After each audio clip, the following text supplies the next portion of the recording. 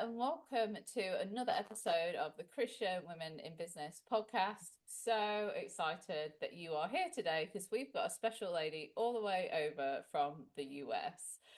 The biggest mission through her business is for everyone to realize that fulfilling the Great Commission is not as difficult as what you might think, and it's actually really easy. And all it comes down to is sharing your story. Her favorite thing to do on the weekend is to go for a walk, and I would love to introduce to you Nancy Bruscher from the Business Ordinary People Doing Extraordinary Things podcast. Welcome to the show, Nancy. Thank you, Sarah Jane. I'm so excited to be here. Where in the US are you joining us from today? I'm in a town of Parker. It's a subdivision of Denver, Colorado. Oh, Colorado. That's so fun. So, Yeah. are you a ski buddy or are you outdoorsy? Are you up there with the other Colorado folk? Yeah, definitely outdoorsy. Today, we actually are not seeing the sun, which is not normal for us. We're known for as much sun as we get. And we love playing golf. We do go skiing, just going on walks, hikes. Colorado is known for its beautiful nature, so we love to get out there. Yeah, seriously. Is it still snowing there? Or are you not in the snowy part? Oh yeah, but we got rain. We will actually get snow all the way through May. So it Oh, is only, yeah, it's only the end of March right now. So we still have a good 6 weeks that we could definitely be getting snow. But then it melts and then you're back up to 70 and then you get snow and then you're back up to 70. It does this roller coaster ride. yeah, that's hilarious. Oh, that's so fun. So, can you tell us a little bit about yourself and your story of how God led you to do your podcast and the whole story behind how you got to where you are today and how God's worked through your life? Yeah, thank you. So I love stories, and I'm sure you do too, because you do a podcast and you get to listen to stories. I think that we all love stories. I think it's how God knit us together. That's what the Bible is. That's obviously what songs and TV shows and books, everything is a story.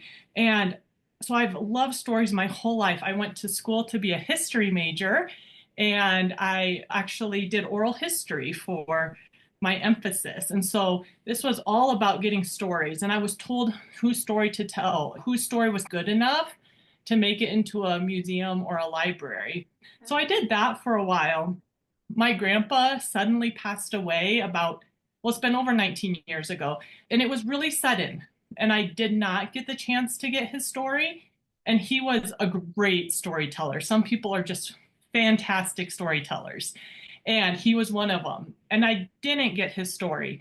And so 19 years ago, I stopped working for like libraries and museums, and I started Generations to Generations. And that was this idea that everyone has a story, and maybe your story's not good enough, I'm putting air quotes out there, good enough to be in a library or a museum, but it's special and it needs to be captured at least for your family to enjoy. Mm. So for 19 years, I've been doing DVDs and books of stories, and you can imagine trying to get someone's life is going to be hours and hours of stories to get a DVD or a book ready for their family. And 3 years ago, God put it on my heart that I needed to add to my business and do a little bit more like ministry, more focused on faith. And God gave me the word of hope. I know that you said that you had a word as well, that why you started your ministry. And so my word was hope. And I think that's important. I think that this world desperately needs hope. And so I had kids, I have this business, I'm busy. I don't have time to do a podcast. And so I put it off. And God just kept going after my heart. This is what you need to do. This is what you need to do. And I went to a women's conference, and they asked people to pray, to get into little groups and pray. And oh, I'm I'm an introvert. I know some people say, no, you're not an introvert. Yes, I'm an introvert. Those kind of things scare me. And I was like, oh, I don't want to do this. But I felt like God was saying, press in, like you can do this. And everyone shared one word. They just said, share one word, and everyone did it. And I was the last person. And I felt like God was saying, I need you to do more. I need you to really be bold and share about what I've put on your heart that you're like really disobeying me at. And so I shared that God's told me to do a podcast. I don't want to do it time, but really it was fear.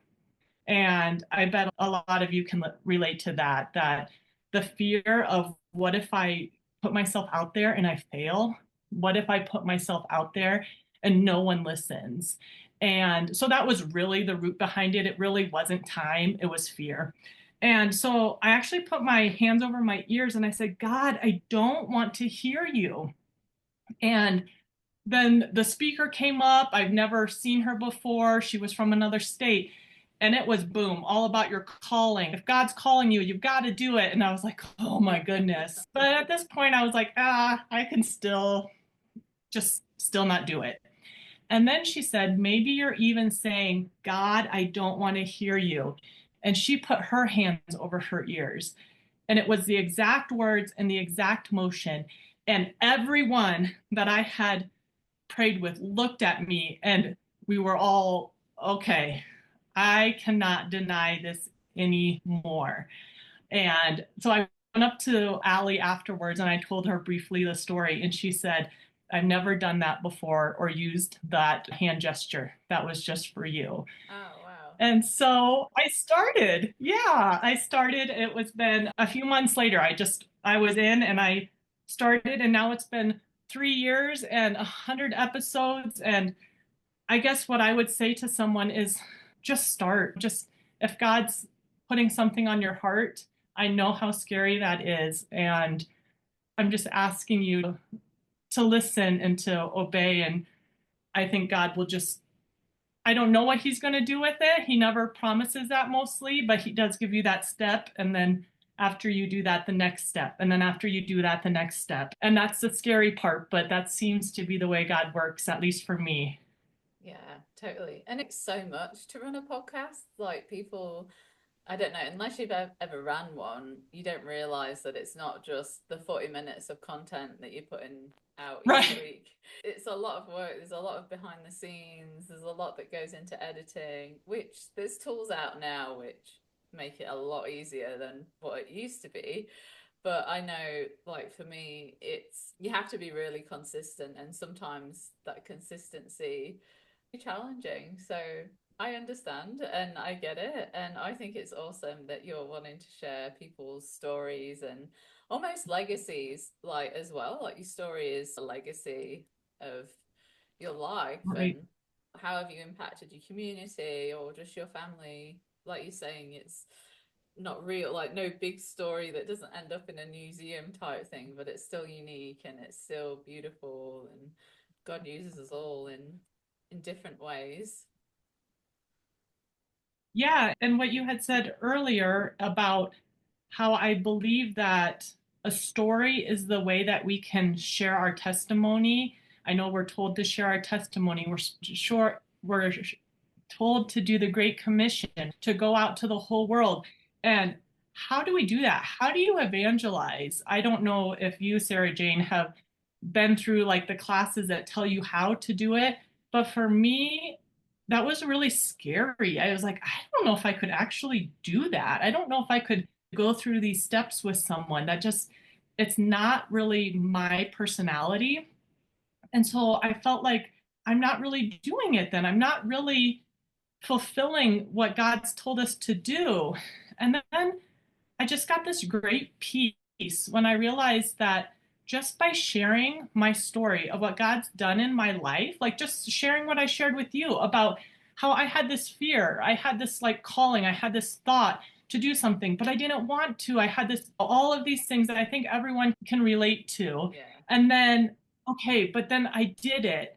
And that in itself is a story, a testimony of God working in my life. And I think that's much more organic, that's much more natural to people, and they don't feel like I might start closing down if someone came at with me with a kind of, I'm going to evangelize to you. But if I just come at you with, hey, I want to just love you and share part of my life with you, that is so much more freeing. And I think that God can really work through that.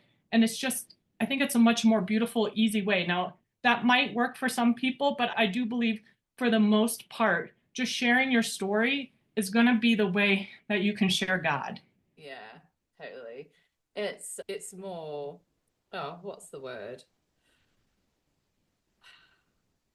I keep wanting to say unique, but that's not the word. Authentic. Like Authentic, yeah. you being able to Yeah. just share your story is more authentic, it's more real, and it's everyone knows their own story. Everyone knows what's happened to them and how it's happened and how God's worked through their life or whatever it is that's happening to them now or in the past. And rather than going up to someone and say you should follow Jesus and he should be your savior, again, this is how this has worked out in my life, makes it relatable. People can relate to you. I know for a lot of us, when we hear the word evangelize, like you get that, oh, like you're saying, do I need to go out into the streets with a big microphone and just start Right. plugging, which some people can do, which is fantastic. If you can do that's amazing. But for others, it's more, I can't force you to do anything, but I can tell you my truth and my story. And it comes Mm-hmm. along gentle. It's, like we said, it's authentic, and people often can relate to different things that people have been through. And that's why we love sharing stories on the CWIB podcast, because it's relatable. You guys can relate to different things that have happened to different people. And that's when we build Mm-hmm. that connection. And that's when we go, oh, I thought I was the only one that went through that, when really you're not alone and you have community behind you. So, the next question for you, Nancy, is the top 5 tips on your craft. So I'd love for you to share your top 5 tips. I'm not sure what you're going to share them on, in the way of, are we going to hear about podcasts? Are we going to hear about sharing your story? But I'm excited to hear the top 5 tips you want to share with our audience today. All right. Maybe I'll just give them out to you and then I'll explain them. Is that all right? Oh, however you want to do it, that's fine. Okay. So I was thinking empathy, Yeah. listening, staying focused but flexible, and just starting. Yeah. Okay. That's good. So It is. I'll go into that. I think empathy is severely lacking in the world today. And what I mean by empathy is just being able to see someone's story, see someone, and just feeling or understanding where they're coming from, maybe what they went through. That does not mean that we have to agree. I know that this is like a super divisive time in our world, but empathy doesn't mean I agree with everything you say. I mostly don't agree with everything I've ever said in my life. So I think just taking that off the table, and I have found with what I've done with my business is when I can actually listen to someone, hear their story, hear their background, where they came from, I can understand more of why they think this way or why they've chosen this path. And then I can see them as a human being. And they don't get lumped into stereotypes or you're this person or that person. You're just a human being. You're just a fellow human being. You're made in the image of God, just like I am. And if we can just start there, I don't even know if that has to do with my craft. It definitely has to do with my craft, with how I listen. But I think that could be for anybody, is empathy. Oh, Closely, because yeah. in business, you've got to be able to understand what your clients going through, what your market's going through, so you can meet them like where they're at. I think empathy is an amazing point to make. Yeah. And in order to be empathetic, my second point is listening. And so in order to be empathetic to someone, you have to listen. And that means actually listening. And that's a really hard quality. I have always loved listening. I've always been good at it. I don't mean to toot my own horn, but I think it's okay to know where your gifts are as well. And I always thought for a while I'd be a counselor, but God's moved me into this line of work instead. But I think listening is hard because of the distractions we have. But if we take away the phones and anything like that, I think the other part that makes listening hard is that we're trying to come up with the answer or we're trying to come up with our response. And when we're doing that, we're probably not listening well. And so that would be my kind of giveaway is obviously take away the phone, take away the distractions, but then really listen. Don't try to figure out what your next thing's going to be. And then I would say stay focused but flexible. And those two sound like they are far apart and they don't belong together. But what I mean by that is to figure out your why.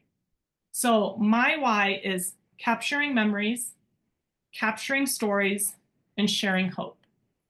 And so if I know what my why is, I can be focused and not let something come in that is not really what my why is. But I can stay flexible. And when something does come in that does fit with my why, I can change and do that. So, one way that I've done this is, like I said, I started my business 19 years ago. And when I was doing the family stories, people were saying, oh, I have this home video, I have these old slides, I have these old like forms of memories that I want to be converted to be a part of this DVD. And I was like, oh, I don't do that. And then after saying that enough, I was like, that's part of my why, right? That's part of capturing memories and capturing stories. So why not learn that? And then the same thing with the podcast. I fought that, I shared that. But again, it's part of my why. And so when God puts these different things, as long as it's continuing with my why, it's good. Now, there's things that people will say, you have to do this, you have to do this, you have to do this. And I'll think and pray about it and be like, that one doesn't. And so that's what I would share with anyone who's listening is if you don't know your why, I would ask you to start with that. And I think that will make it easier to say yes and no to things. And then my last one is just start. And I think I threw that out there before, but that's really important for me is that as a whole, I see people have really great ideas and they'll come up to me and, hey, I know you have a business. Hey, I know you have a podcast.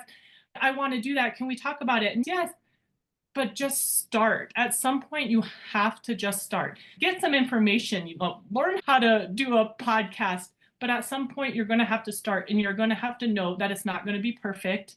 You're not going to have it all figured out. You're not going to know what episode 100 looks like. You're not going to know what it looks like down 3 years from now. But don't let that paralyze you into not starting. So those would be my 5. That's awesome. I'm just finishing off writing off your notes for the last one. They need to be perfect. Just start. That's awesome. I love this. And I love, so we talk a lot about your why.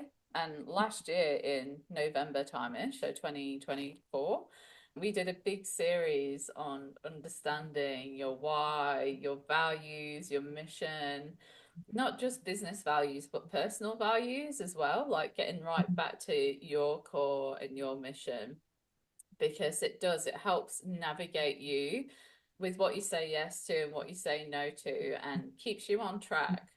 As we started with CWIB, first we started as the community and we're on social media and Instagram.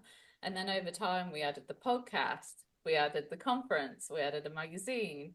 Like we've added layers onto what we originally started, but all of them stand in line with our values and what it is that we want to do. And I think if we try and start everything all at once, it can be really overwhelming. And then, like you were saying, you got to just start. So rather than starting with everything and being overwhelmed, you just start with the one thing. And then as you build on it, it doesn't become, it doesn't feel as overwhelming. It's you've got used to one thing and then you can add the next, and it makes business, building community, whatever it is, more doable because you're not focused on feeling overwhelmed. You're able to just Right. go, yep, this is in line. Let's keep doing this. Yep, that's in line. We can add that. Yeah, I think that's And, awesome. and I know that we always say that we want God to show us the whole picture, but I think that really it's God's kindness that he does not, because I think that would, oh my goodness, what? It's going to do this and what? This is going to happen. I can't take it in. And God, I know you can't.